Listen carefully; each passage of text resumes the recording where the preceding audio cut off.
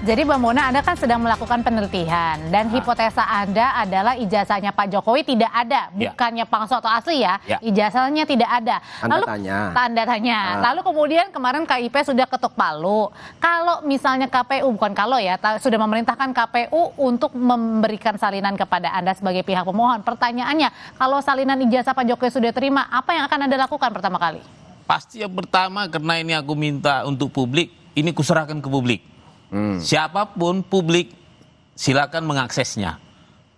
Jadi oke, kalau ini kita kasih ke publik, termasuk tim-tim yang pro dan kontra, termasuk terutama Pak RT yang punya kepentingan, Mas Roy sangat punya kepentingan untuk memvalidasi ini, mereka pasti butuh ini. Nah, buat Anda apa kalau gitu untungnya? Lah, saya nanti akan masuk ke tahap sebenarnya ini sudah saya uji di Mahkamah Konstitusi. Ya, artinya tanpa dapat 9 ini pun aku sudah tahu bahwa tidak ada pernah autentikasi sesuai dengan Undang-Undang Karsipan. Tadinya kan aku minta 2 ini, Mbak, ijazahnya dan berita acara verifikasi, klarifikasi dan autentikasinya. Tapi ternyata oleh KPU hanya punya data verifikasi. Jadi ijazah fotokopi ini belum diklarifikasi dan belum diautentikasi sesuai Undang-Undang Karsipan. Artinya ada maladministrasi di sini. Ada gap antara fotokopi ijazah dengan asli, tidak ada yang ketemu. Atau lebih kasarnya begini, belum ada badan publik yang pernah melihat ijazah asli beliau. Jadi Anda boleh jawab itu, Mbak. Nah, yang paling substansi gini.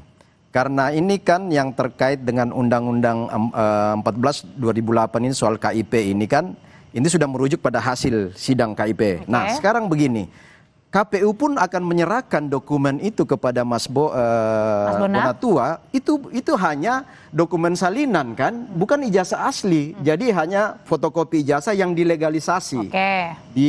Ada cap stempel. Dan tidak ditutup-tutupi. Ya, nggak ditutup-tutupi, itu akan diserahkan. Nah, pertanyaannya memang di dalam Undang-Undang Politik tahun 2017 kemarin itu kan bunyinya itu ijazah itu legalisasi lalu kemudian verifikasi. Bukan autentifikasi. Jadi PKPU itu bunyinya itu adalah verifikasi faktual lapangan. Jadi ijazah fotokopi yang dilegalisasi itu di store di KPU, itu sudah sesuai. Nah, sekarang tugas KPU memastikan bahwa ijazah itu ada. Nah, itu kan yang dokumen yang mau diminta oleh Mas Bona.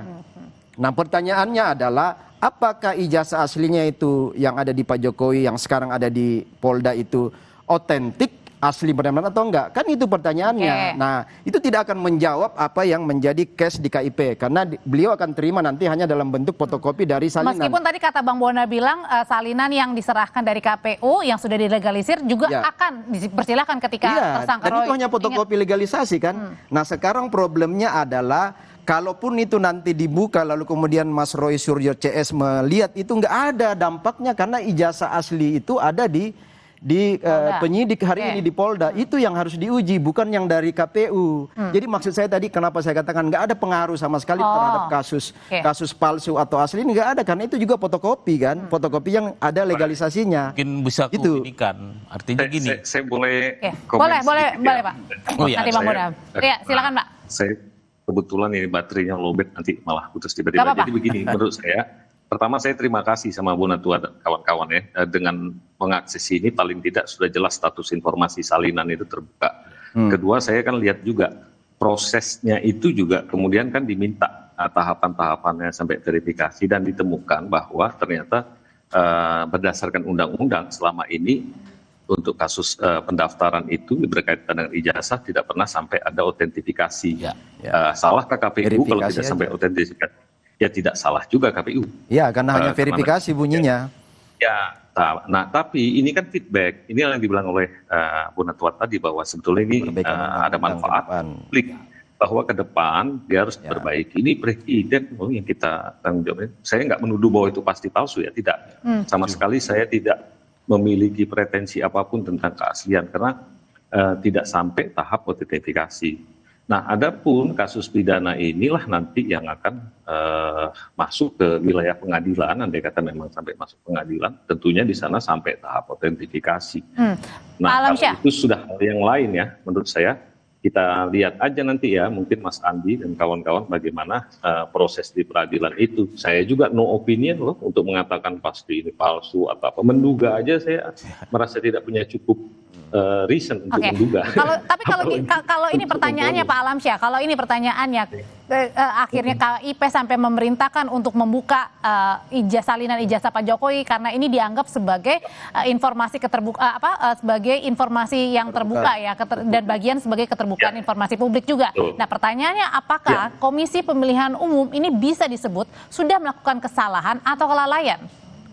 Namanya kalau hukuman itu kan yang namanya, walaupun tidak menghukum kayak pidana, kalau sampai sesuatu itu sengketa diputus di Komisi Informasi karena beralasan, maka ya berarti ada kesalahan. Nah, sebagai pejabat publik, para pimpinan KPU kalau masih punya etik, saya kesalahan bagian mana sebenarnya? Ya kesalahan bahwa memutuskan sesuatu tidak sesuai undang-undang. Karena yang sudah diputuskan oleh Komisi Informasi bahwa undang-undangnya harus terbuka gitu ya. Tapi kalau salah itu jangan kemudian kita anggap punya niat jahat, itu urusan lain lagi. Jadi maksud saya nggak sampai ke sana, secara administratif keliru. Sehingga dengan demikian kalau diterima oleh KPU, maka kemudian tinggal KPU menyediakannya, memberikannya secara utuh dan menjadi presiden untuk ke depan gitu ya. Bukan cuma untuk ijazah presiden. Oke, Pak Alamsyah. Sebenarnya ada itu Mbak. Jadi menambah dari Pak Alamsyah, sebenarnya kan interpretasi yang kita dengar kemarin ya, yang kita dengar karena ketika diminta ini ke KPU kasus posisi Pak Jokowi kan sudah tidak presiden lagi ya, sudah selesai. Sehingga itu dianggap bahwa dia tidak lagi dalam posisi sebagai pejabat publik menurut pasal 18 Undang-Undang KIP. Itu sebenarnya debatnya kemarin dengan KPU itu. Ya, katakanlah KPU berpandangan begitu, dia punya tafsir lain, maka telah diputus oleh Komisi Informasi, ini kasarnya istilah tafsirmu salah, karena kami yang punya berwenang untuk menafsirkan. Tafsirnya adalah karena ijazah itu dulu dipakai di KPU itu dalam konteks dia sedang mencalonkan sebagai presiden, dengan kata lain terkait dengan posisi dalam jabatan publik gitu ya, maka harus dibuka. Ya, wajar saja KPU kalau menafsirkan salah ya, justru kan Komisi Informasi itu tepat memutus untuk sesuatu yang benarnya macam apa. Tapi Pak Alamsyah, Anda sebagai Anda adalah mantan ketua KIP juga, pernah nggak sih Anda menangani kasus yang kurang lebih hampir sama lah, akhirnya berkaitan dengan KPU, terus kemudian meminta untuk ijazah atau semacamnya dokumen-dokumen ini, sehingga akhirnya terjadilah peristiwa yang kurang lebih hampir sama sekarang? Ya, kalau kasus-kasus yang lain ya, kalau untuk KPU sih saya dulu tidak ada ya. Kasus-kasus lain banyak yang kemudian mungkin gini, istilahnya kami ragu. Menurut kami ini harusnya tertutup, tapi bagi pemohon ini terbuka. Dan undang-undang menciptakan yang namanya lembaga Komisi Informasi memang untuk pengadil, memutus sebetulnya mana yang benar.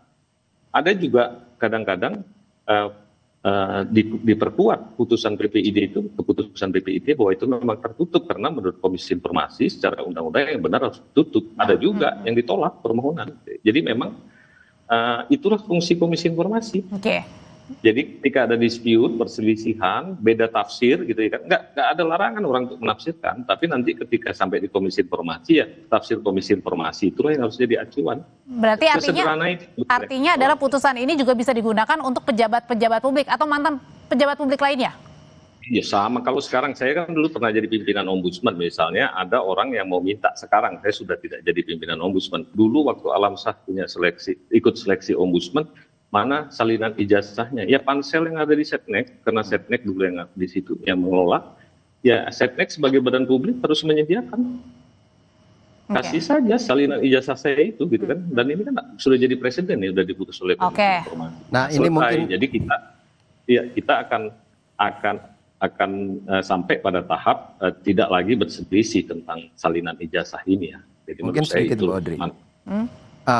Mungkin ya bagus nih Pak Alamsyah dan tadi Bung Bonatua. Jadi ini sebenarnya pembelajaran terhadap proses politik kita ke depan. Jadi misalnya soal undang-undang politik termasuk nanti rujukan-rujukan PKPU itu sudah harus bunyi. Misalnya bukan saja proses verifikasi faktual, tetapi proses autentifikasi pun seperti yang dimaksud oleh Pak Bonatua tadi bisa masuk ke undang-undang kita nanti, sehingga nggak akan ada lagi debat-debat seperti ini, nggak ada lagi fitnah-fitnah untuk menuduh seorang presiden itu memalsukan ijazah.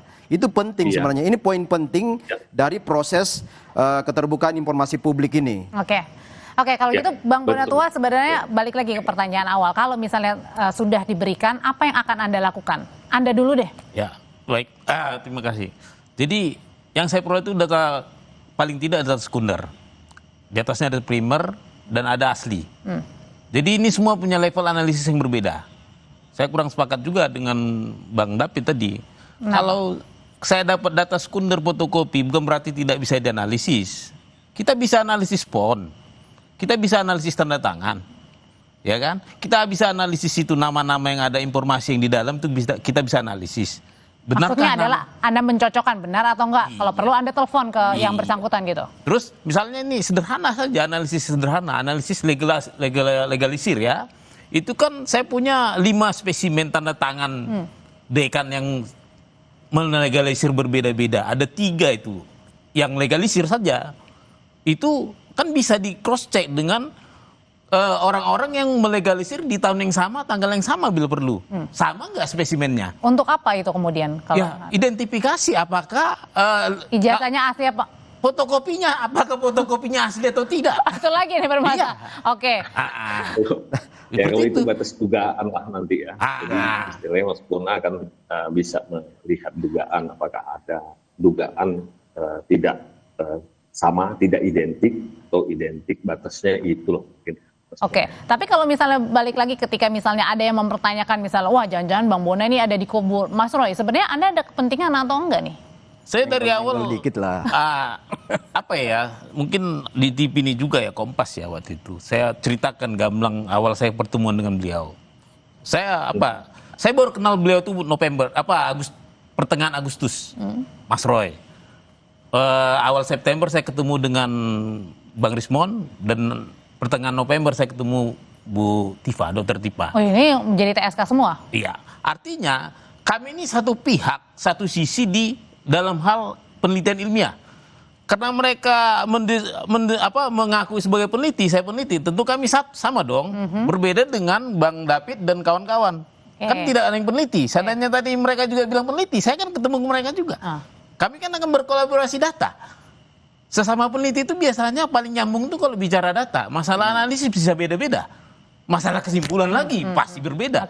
Nah, kami ini berkepentingan dalam data. Artinya kepentingan saya jelas di sini penelitian. Walaupun terus terang kita kan manusia ini kan hidup di sana ini kan banyak entitas. Entitas saya dalam hal ini adalah sebagai peneliti. Makanya tadi saya bilang, saya masih lebih memberi apresiasi pada Bang Bonatua ini karena memang tahapan-tahapan nilai-nilai akademis itu sebagai peneliti itu clear ya. Ada hipotesa itu kan dugaan awal. Meskipun tadi ketemu juga dengan para ya, itu ketemu pada titik berikut. Kemudian ada variabel-variabel. Kan kalau dalam penelitian itu ada hipotesa, HO-nya apa, HA-nya apa. Variabel independennya apa, variabel dependennya apa, variabel yang mempengaruhi secara bebas itu apa. Kan itu semua. Nah, teman-teman Roy Case kan tidak melakukan hal-hal itu, langsung nuduh. Padahal terbukti bahwa setelah menuduh bahwa ijazah Pak Jokowi palsu baru mencari dokumen ke KPU. Kan itu yang terjadi kemarin. Ketika kami juga debat di sini bersama Mas Roy Suryo, dia baru mengatakan saya sudah dapat ini dari KPU.